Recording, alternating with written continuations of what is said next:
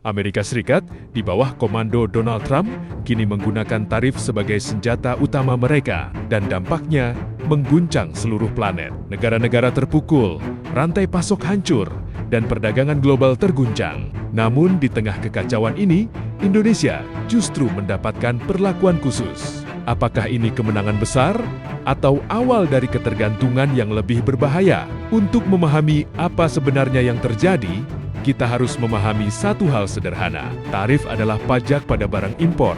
Tujuannya jelas, yaitu melindungi industri dalam negeri dan memaksa perusahaan global untuk memproduksi di dalam negeri Amerika. Pada tahun 2025, Amerika Serikat kembali ke strategi proteksionisme agresif. Tarif universal 10%, tarif baja dan aluminium hingga 50%.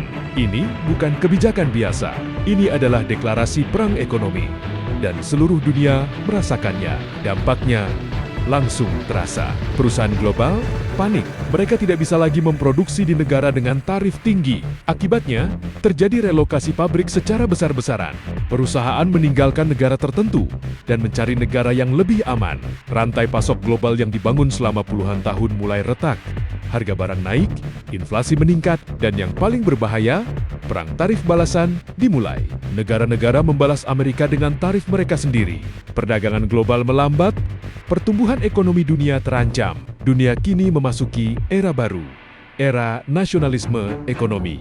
Namun di tengah kekacauan ini, Indonesia mendapatkan sesuatu yang tidak didapat banyak negara lain. Kesepakatan langsung dengan Amerika Serikat melalui Perjanjian Dagang Resiprokal tahun 2026, tarif ekspor Indonesia diturunkan dari potensi 32% menjadi hanya 19%.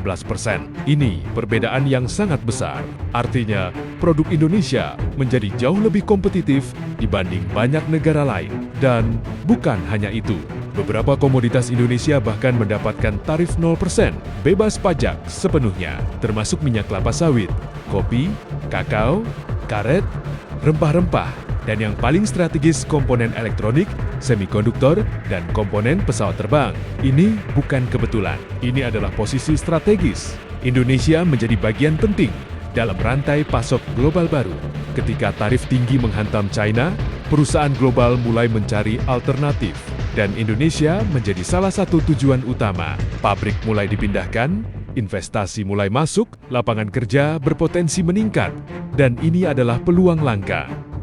Peluang yang bisa mengubah masa depan ekonomi Indonesia. Indonesia bisa naik kelas dari negara berkembang menjadi pusat manufaktur dunia. Namun ada harga yang harus dibayar. Sebagai imbalan atas akses ke pasar Amerika, Indonesia membuka pasarnya sendiri.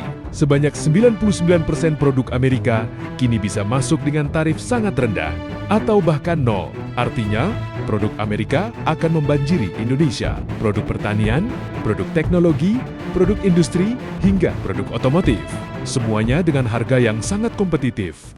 Dan ini menciptakan ancaman serius. Industri lokal Indonesia kini harus bersaing langsung dengan perusahaan Amerika, perusahaan terbesar dan paling efisien di dunia. Jika tidak siap, industri lokal bisa kalah. Dan jika itu terjadi, Indonesia hanya akan menjadi pasar, bukan produsen. Dan ada satu risiko lain yang jauh lebih besar. Indonesia masih bergantung pada bahan baku dari Cina, sementara Amerika sedang berkonflik ekonomi dengan Cina. Jika Amerika memperketat aturan asal barang, produk Indonesia bisa terkena dampaknya. Indonesia berada di tengah dua raksasa, Amerika dan Cina. Dan posisi ini sangat menguntungkan, namun juga sangat berbahaya. Kebijakan tarif Amerika adalah pedang bermata dua bagi Indonesia. Di satu sisi, Indonesia mendapatkan akses istimewa, tarif lebih rendah, peluang investasi lebih besar, dan potensi menjadi pusat manufaktur baru dunia.